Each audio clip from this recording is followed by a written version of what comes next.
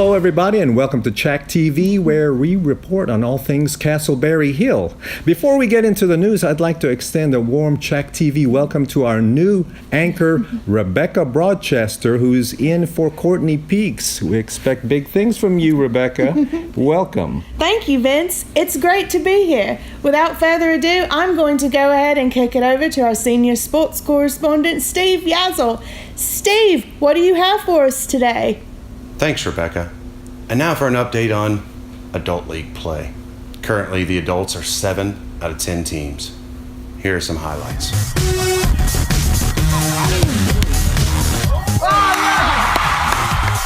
And for an update on youth play, who are doing much better than the adults, under the guidance of new coach and Chack superstar Miguel Christie, all of the teams are either in the top of the table or in second place.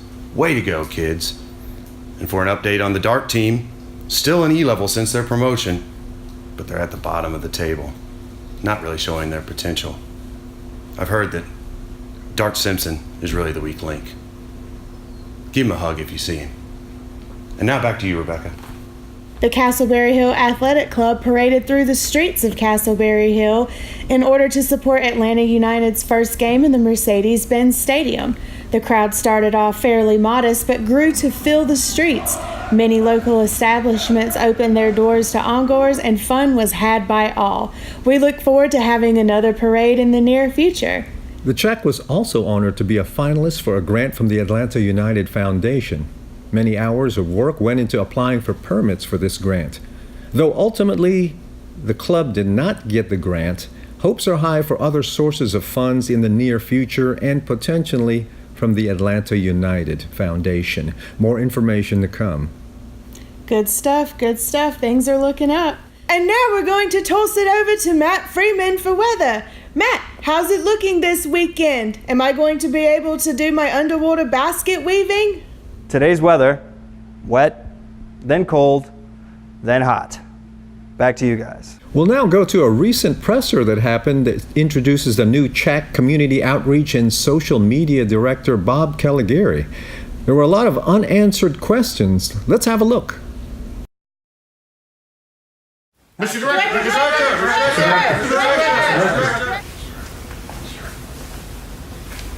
Hello, my name is Bob Caligari. I'm the new Chack Community Outreach and Social Media Director. I'm here to answer any questions you have about recent Chack community work. Mr. Director. Yes, thank you for taking my question. Nigel Wiggins, Castleberry Hill Athletic Club, Senior Sports Correspondent.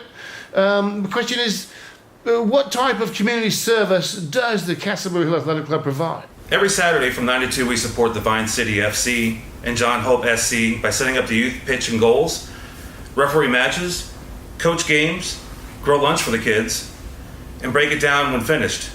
It's a team effort. We also convert unused lots into soccer pitches. Magnolia Park is our most recent.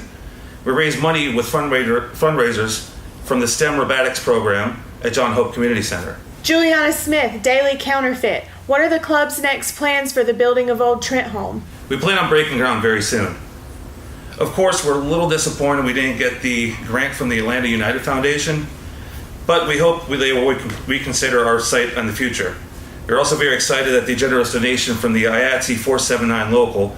These funds will help us get closer to breaking ground. Mr. Director. Steve Yazel, Castleberry Hill Gossip News. Where are Courtney Peaks and Christian Ospinina? Where are they? They haven't been seen in months. Yes. You know, I'm not going to stand here and get badgered by a bunch of wannabe reporters. You guys are all fake. This is fake news. I'm out. Whew. What a presser. Unbelievable. Moving on. I'm going to go ahead and toss this to our senior club correspondent, Nigel Wiggins. Nigel, what do you have for us today? Rebecca and Vince, I'm live at Old Trentham where progress is underway as the Castleberry Hill Athletic Club has installed the goals on the pitch. Well, that's great news. That's fantastic. That's spectacular. Does that mean that play has begun on the pitch, Nigel? Well, now, as you know, the club was hoping for some monies from the Atlanta United Foundation through their generous grant, but alas, we didn't get the monies. But they've redoubled their efforts looking for grants in other places, and they're at work very hard on this as we speak. Nigel, is that the Zoysia twins behind you on the pitch? Indeed it is. Yes, Leaf and Blade Zoysia have been here on site ever since the goals were installed, trimming the pitch as only they know how. Their time and commitment to this pitch is unparalleled. They have been here and putting up so much time in this project. It's just amazing what they've done. You can see the results of their work behind me. They've been an indispensable asset ever since their signing earlier this year. Their time commitment to the club, unparalleled. They have implemented innovative water management techniques to address the flooding issues here at the pitch, as seen here. And with all this enthusiasm, though, at times tempers have flared.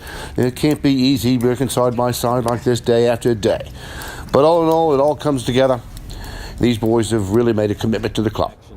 With that, live from Old Trenholm, Nigel Wiggins with Chac TV News. Back to you, Rebecca, Vince. Thank you for that report, Nigel. Good to see progress being made on Old Trenholm Field. Those Zoysia twins, very meticulous with their groundskeeping. Well, that's it for this episode of Chac TV. Hope to see you back at future episodes. I'm Vince Canless. And I'm Rebecca Broadchester, and that's the way the leaf falls. Have a good evening. So those twins. Yes. Any of those single? I'm not sure. They look ambiguously gay to me. Leaf or Blade? I'd like to follow Leaf. Well, you see how he stoops over the field with it up in the air like he goes.